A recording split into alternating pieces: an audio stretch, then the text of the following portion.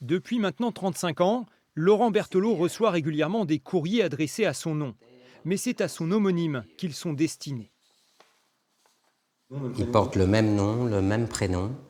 Il est né à Angers comme moi le 2 juillet 68. Voilà. Ce double qui prête à sourire lui cause pourtant bien des tracas. Tout a commencé avec des avis de chèques sans provision. Et depuis, à chaque rappel, Laurent Berthelot doit justifier qu'il n'est pas insolvable. Ce qui me pourrit la vie, c'est de recevoir tous ces courriers qui ne me sont pas destinés, au niveau des impôts, les impôts fonciers, la taxe foncière, les impôts sur le revenu, des loyers qui n'étaient pas payés non plus. Donc tout ça, c'était adressé à mon nom, alors que ce n'était pas moi, quoi. Donc c'est à moi de faire les démarches auprès des administrations, de reprouver que je ne suis pas fiché, de prouver mon identité. Donc c'est pénible. Nous avons rencontré une autre victime. David d'Orléans s'est fait usurper son identité. L'an dernier, lors d'un contrôle routier, son demi-frère a donné son nom sans fournir de pièces justificatives. David a eu la désagréable surprise de recevoir l'amende majorée des mois plus tard. Ça a été jusqu'à la saisie du coup sur mon salaire, quoi. Forcément. Et c'est inscrit dans mon casier, quoi, en fait, aussi. Voilà, ça a été jusque là, quoi. Alors que j'ai rien fait du tout, quoi. David a porté plainte, mais vit désormais avec la crainte que l'usurpateur recommence. J'ai réussi déjà à arrêter la saisie du coup, mais je suis un peu dégoûté parce que ça bouge pas vraiment, quoi, en fait. Cette personne-là, elle est libre. Ça m'arrive même de le croiser, moi, en allant chercher mon pain ou autre chose, quoi.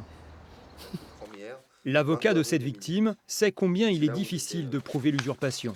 Une photocopie de papier d'identité ou une fausse déclaration de perte et la situation peut vite dégénérer. Ces personnes-là donc, prennent l'identité de leur frère ou de quelqu'un. Alors, il n'y a pas forcément de ressemblance, c'est ça qui est assez étonnant. Généralement, les faits sont traités assez vite au niveau de l'amende, des amendes, mais après, il faut aller très rapidement vérifier si on n'a pas eu de condamnation au casier judiciaire qui serait contre nous et dont on n'aurait pas eu connaissance.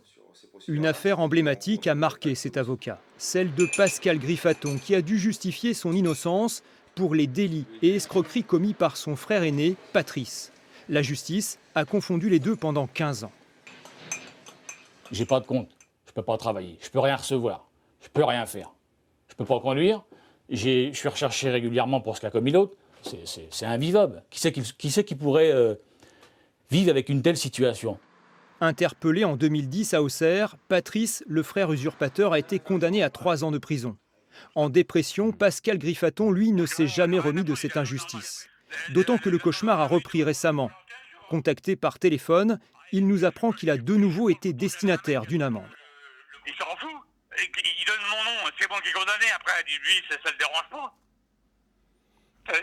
Ça fait 30 ans, j'en peux plus, moi.